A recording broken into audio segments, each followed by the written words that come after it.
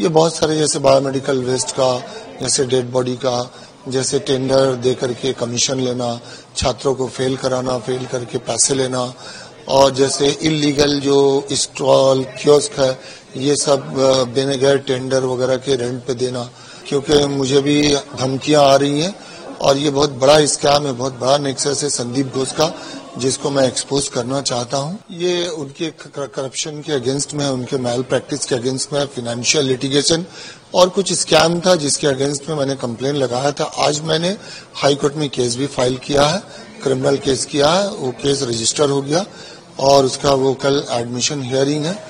तो ये देखते हैं, फिर हाई कोर्ट से मैंने अपनी सेफ्टी सिक्योरिटी के लिए भी अपील किया है, क्योंकि मुझे भी धमकियां आ रही हैं और ये बहुत बड़ा स्कैम है, बहुत बड़ा नेक्सस है संदीप घोष का, जिसको मैं एक्सपोज करना चाहता हूं।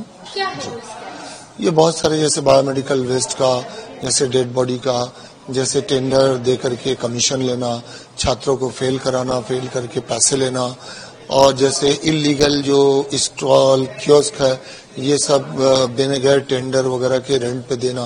तो इस तरह का बहुत सारा इरेगुलरिटीज है, उसमें डेड बॉडी भी एक है। तो मैं चाहता हूं कि इसकी इंक्वायरी हो ऊंचे लेवल में और उनको सजा मिले और उनका ये रैकेट जो है इसका पर्दाफाश हो। देखिए, ये कुछ डेड बॉडी जो है बगैर पेशेंट पार्टी के, मर्जी के, कंसेंट के और फॉरेंसिक मेडिसिन के एचओडी के बिना नॉलेज के ये वर्कशॉप में दे दिए थे।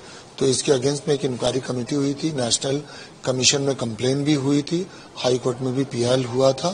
जी, डिपार्टमेंट ने कोई इंक्वायरी नहीं बैठाई? बहुत कुछ हुआ, सब कुछ हुआ, लेकिन पता नहीं आज तक कुछ हुआ नहीं इनका आज तक अभी तक तो कुछ हुआ नहीं है।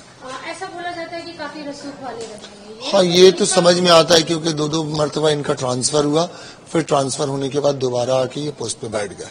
आपको लगता है कि डायरेक्ट जो हेल्थ मिनिस्टर है उनका इनके साथ में कोई? नहीं, ये मुझे नहीं लगता और ये मेरे लिए बोलना मुनासिब भी नहीं होगा, क्योंकि जो चीज मेरे नॉलेज में नहीं है मैं कैसे बोल सकता हूँ। आपका भी वहाँ से ट्रांसफर किया गया था, क्या वजह थी? ट्रांसफर क्योंकि मैंने इनका पर्दाफाश किया था, इनको एक्सपोज किया था, तो इसलिए मेरा ट्रांसफर इन्होंने करवाया।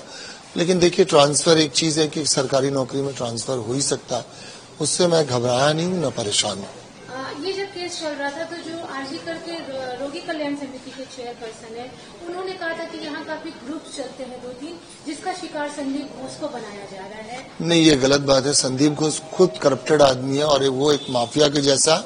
मैंने अपनी पूरी जिंदगी में, कैरियर में इतना गंदा इंसान नहीं देखा। अनक्लेम्ड बॉडी की जो बात कर रहे हैं आप, वो क्या बांग्लादेश से कहीं न कहीं? नहीं, कहाँ जाती थी ये नहीं पता, लेकिन वो इससे बेनिफिटेड होते थे, कुछ करते थे, क्योंकि इसके अगेंस्ट में ब्लैक एंड व्हाइट कंप्लेन हुआ था। अगर आप खोज करेंगे तो नेशनल कमीशन का पोर्टल में भी आपको मिल जाएगा, हाई कोर्ट में भी पीआईएल हुआ था।